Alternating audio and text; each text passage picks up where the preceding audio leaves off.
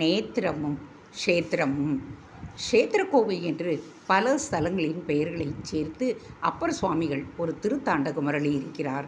அதேபோல் நம்முடைய ஆச்சாரியாரும் தம்முடைய ஸ்தோத்திரத்தில் அம்பாளிடம் பார்வை விசாலமாகவும் மங்களகரமாகவும் அருள் தாரைக்கு ஆதாரமாகவும் குவளை மலரால் கூட வெல்ல உண்ணாததாகவும் அருள் தாரைக்கு ஆதாரமான இன்பமாக அனுபவிக்கத்தக்கதாகவும் ரட்சிப்பதாகவும் பல பட்டணங்களில் பலதரப்பட்ட வெற்றியை உடையதாகவும் அந்த பட்டணங்களின் ஒவ்வொன்றின் பெயராலும் குறிப்பிடப்படும் தகுதி வாய்ந்ததாகவும் விளங்குகின்றது.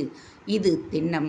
இதில் அயோத்தியா, போஜராஜனின் தாரா, மதுரா, அவந்திகா என்று தற்பொழுது உள்ள உஜ்ஜயினியா ஆகிய ஊர்களின் பெயர்களை கொண்டதை அனைவரும் அறிந்ததே.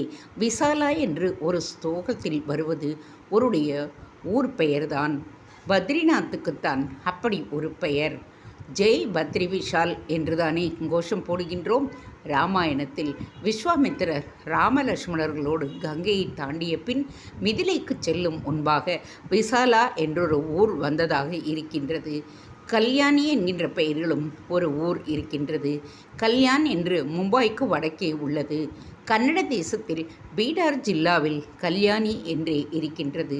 ஆச்சாரியார் காலத்தில் குந்தள தேசம் என்று வழங்கப்பட்ட அந்த பிரதேசத்திற்கு கல்யாணியே தலைநகராக விளங்கியிருந்தது. பின்பு வாதாபியின் சாளுக்கிய வம்சம் படுத்து போன பொழுது கல்யாணி சாளுக்கியான் டைனாஸ்டி என்று இந்த ஊரிலிருந்துதான் ஆட்சி செய்த போகவதி செய்திருந்தார்கள். போகவதி என்றொரு நகரம் குஜராத்தில் இது இருந்ததாக தெரிகின்றது. காம்பே என்று வெள்ளைக்காரர்கள் சொன்னது இதைத்தான். இந்த பக்கத்தில் அரபிக்கடலுக்கு கல்ஃப் ஆஃப் காம்பே என்று பெயர். ஒரு பெரிய சமுத்திரம் நிலப்பகுதிக்கு மேலே அரித்து கொண்டு பெருகி அந்த பகுதி மட்டும் நீர்த்திவலை மாதிரி தெரியும் பொழுது அதற்கு கல்ஃப் பே என்று இரண்டு விதமாக பெயர் கொடுத்தார்கள். பே என்பது விஸ்தாரமானது, கல்ஃப் அவ்வளவு விஸ்தாரமாக இல்லாதது. இதை தமிழில் முறையே வளைகுடா என்றும் விரிகுடா என்றும் சொல்லுகின்றோம். பூர்வ காலத்தில் பிரசித்தமாயிருந்த சம்பத் என்ற துறைமுகம் இப்பொழுது போகவதி என்று தெரிகின்றது. விஜயா என்ற பெயரில் உள்ள ஹம்பி விஜயநகரமோ ஸ்ரீகாகுளம் அருகில் உள்ள சமஸ்தானமான விஜயநகரமோ அல்ல.